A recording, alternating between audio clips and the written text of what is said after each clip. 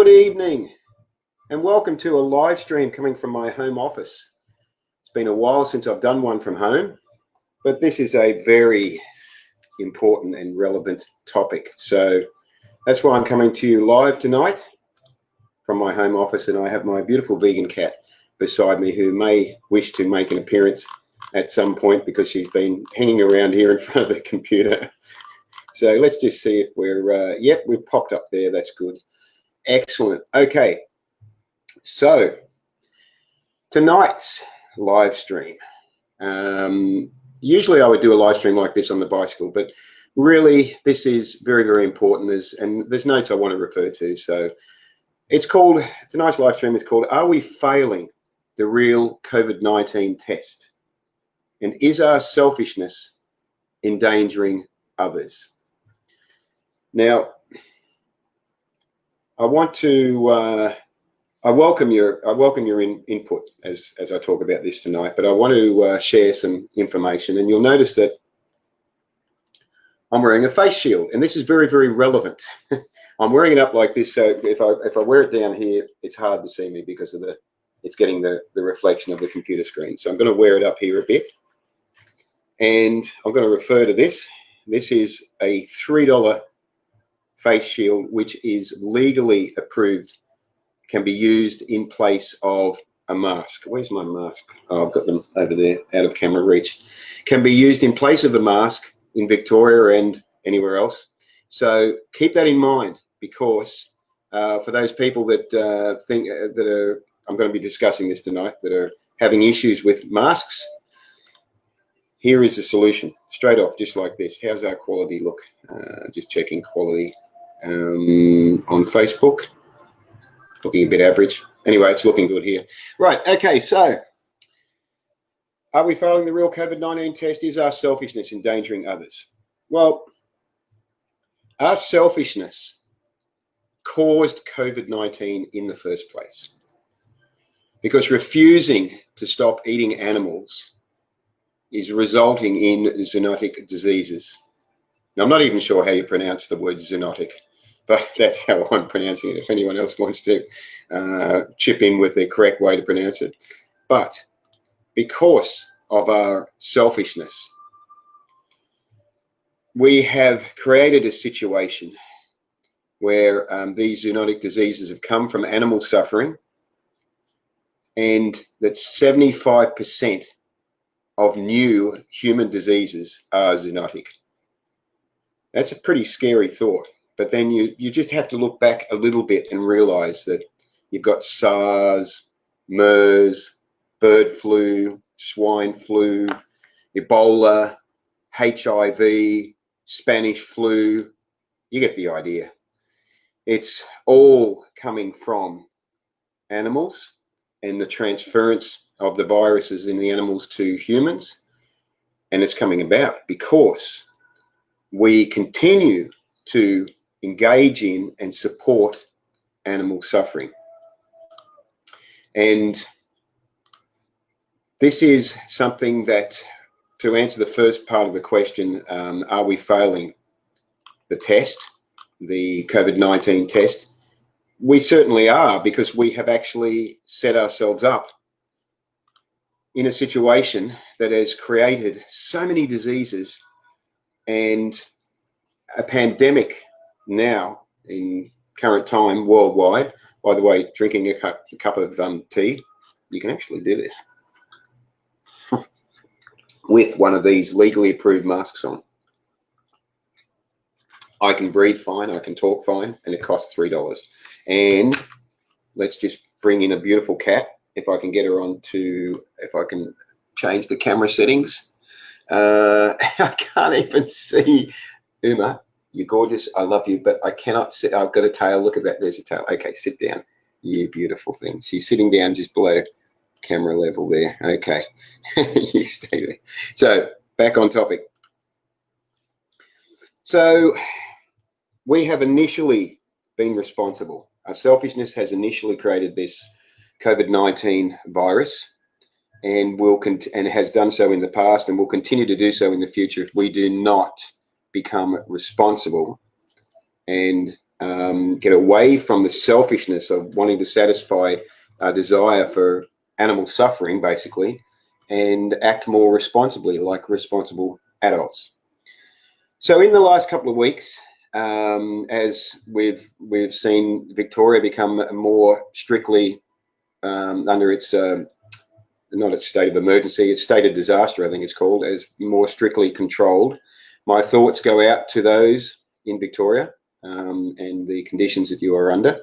What we have seen is a bit of a resistance. Locally, I've noticed that, you know, here in Queensland, we're still taking things a bit easier now. And there goes a there goes a tail. So I've noticed that, you know, I've been to places where with sanitising stations, and I've noticed, Uma, you are so beautiful. You are a distraction. I have noticed that in the last couple of weeks, leading up to a few days ago, I noticed that I would go to Kmart, Coles, Woolies, Bunnings, the markets, and rarely were people using the sanitising stations. I would walk up, use the sanitising station, and other people would just be walking past. And I was thinking, wow. And then I'd sort of watch before, as I was walking up, and after I'd walked away, and I think, wow, people aren't actually using these sanitising stations. This is a little bit of a concern. And then you should see the way Uma's looking at me. It's all right, sweetie. What's it? What? She says, what are you wearing? Look, when you look at this. She says, what are you wearing? I can't kiss you if you're wearing that. You beautiful thing. So what has happened from there locally, I noticed let me just say on that point about not using the sanitising stations, I was very, very pleased yesterday when I went to Bunnings to see people using the sanitising station and people wearing masks here locally at Bunnings. And I thought, good on you. That is fantastic. So, but, you know, there's been a general refusal to wear masks. We have failed the test because people have just decided they'll throw parties and they don't care. They'll gather at pubs and they won't physically distance. They will go to football matches as if football matches are important, and all the crowds will gather on one side and the other side will be empty. The other stadium on the other side will be empty, and they're all packed in together. And it's just like, wow, is it really this important to watch a game and put people's lives at risk? And then, of course, you know, we've seen on the news people making false border declarations. Let me just zoom out. You can see zoom up there a bit. There we go. There she is. People making false border declarations, going to a lot of trouble to deliberately try and thwart the restrictions that have been put in place, as if it doesn't apply to them, and basically choosing to refuse laws that they don't think apply to them, which is, you know, sort of where the category of sovereign citizens comes into play. So, but we need to really be serious about this. We need to realize that our individual actions have repercussions for our spiritual brothers and sisters. We are all connected, and we have an energetic connection. And what one person does is not self-contained. It is radiated outwards.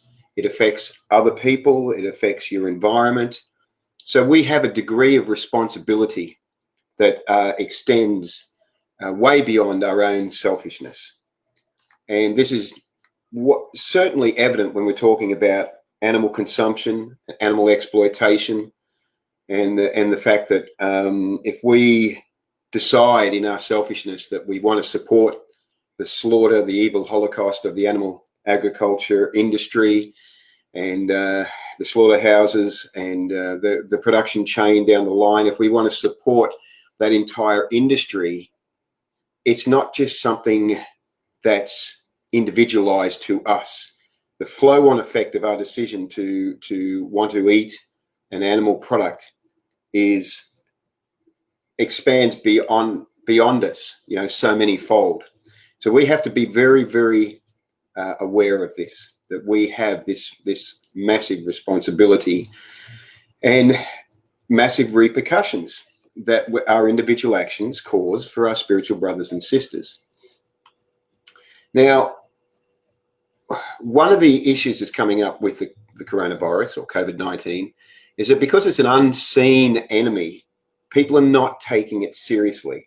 It's like, oh, well, it's unseen. I can't see it. It doesn't affect me. I don't know anyone who's had it. I don't trust the government. I don't believe they're telling me the right things. But we need to take precautions against a silent enemy. Too many people are not taking things seriously. Too many people are planning or will have to plan funerals for loved ones who are choked to death by an invisible enemy or hooked up to machines in hospitals just to breathe. When we had the bushfires earlier this year, the enemy was seen. The enemy was able to be calculated as approaching us, and the danger was obvious and real. And so there was no debating it. There was no saying, oh, well, I don't believe in these bushfires. I think that, I think the news is making it up, or the government is making it up, or it's some conspiracy or something like that. There was no debating it. It's there, it's seen. It's like, wow, the fire is coming. This danger is real. It's obviously real. I better do something about it. And sadly, still, a lot of houses were burnt and people died in the bushfire disaster. So what we have is, because coronavirus or the COVID-19 is an unseen enemy, this makes it a lot more difficult for people to conceptualize what is actually happening. And so it throws a lot more doubt into our minds about, is it real? And then we start mentally speculating, and sadly we have a lot of spare time if we're in a quarantine situation to let our mind go astray with many ridiculous thoughts. So we need rules and regulations in order to maintain a safe, functioning society. And when it comes to safety of ourselves and others, we have to be aware that if we choose to, say, drive a car without a seatbelt, we are endangering ourselves. So repercussions in that particular situation may be contained to ourselves. However, although actually they're not, because if we have an accident, then it expands out to the fact that there will be first responders, or there will be, the ambulance and the fire brigade and so forth that will be called out, and people that are involved in responding to the accident involving us not wearing a seatbelt will be traumatized by what they see.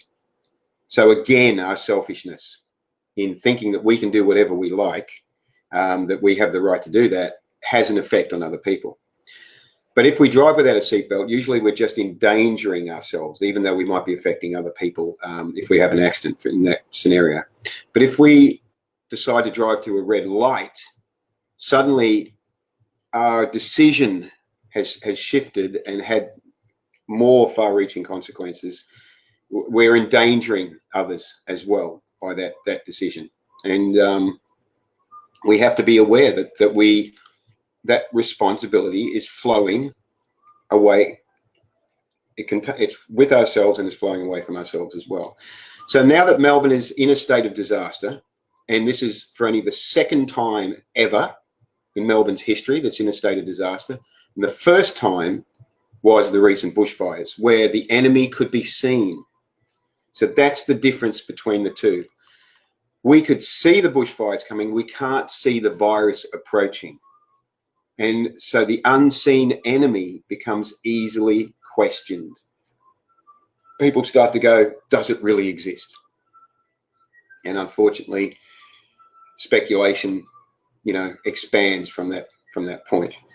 So people, because of maybe that reason, and because of this idea that we should be free to do whatever we like, people say, come up with a whole heap of excuses, justifications, and of not wanting to do what is a precautionary, or take precautionary measures to protect themselves and to protect others. So we come up with excuses for why we can't wear a mask. You know, we can't breathe through the mask. It's rebreathing our particles, or you know, our CO2, and it's you know, it's not healthy for us, and it reduces oxygen levels. And you know, I've shared many videos that show that this is incorrect. However, where there's a will to do the right thing, we find a way, not an excuse. This is a solution.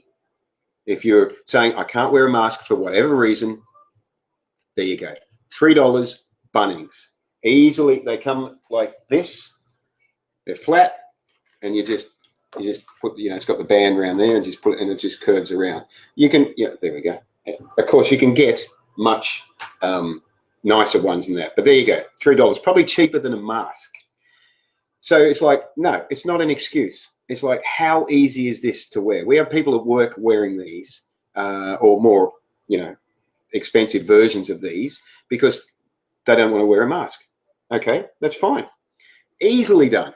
Problem solved. So some of the other excuses I've seen come up for, you know, not there's a comment there from Miranda. Yes, the selfishness of disrespecting people who don't believe the fake narrative and the total disregard of our rights is 100% endangering others. There is no virus. They're using this to roll out the New World Order cashless society. No small business, smart cities, microchips, mass surveillance. People need to turn off the TV box and you will see nothing has changed. And Serena says, Bunnings face shield. Thanks, Harry. Yes, that's all right. It's okay. So other rules don't apply. This is one of the, you know, one of the things with a lot of conspiracy theorists. Rules don't apply to me. Really? Rules don't apply to you? Good luck with that one. How long a list would you like me to read back to you of the rules that you have to follow? And it's not a question of your freedom or not. It's a question of whether you want society to function at all. You know, people saying it's a conspiracy. Well, thanks for that conspiracy comment, Miranda. People saying it's discrimination, it's submission. Okay, so if they're taking away your freedoms, if they're suppressing you, if they're dominating you, which is some of the things that people are saying, what about when you drive down a one-way street? Isn't that sort of suppressing you and taking away your freedom? You're only legally allowed to drive one way down the street. And you go, no, I've got my freedoms. I'll do whatever I like. Fine. Try driving the other way down a one-way street, and let me know how that goes, how that works for you. Let me just zoom in a bit here. Let me know how that works for you. Go back a bit. You see, without some degree of rules and without some degree of maturity and sensibility about these things, what you end up with is anarchy. You end up with a dysfunctioning society. And this has been proven through world history time and time again, that you have to have a foundation of rules in place. Otherwise, people just run amok and society collapses. Many great civilizations have been brought to their knees for reasons such as this. But, you know, let's look at the list of other things, you know. So, you know, if they're taking away your freedoms and that, so what about the seatbelts in your car? Did that take away your freedom? What about the airbags in your car? Is that taking away your freedom?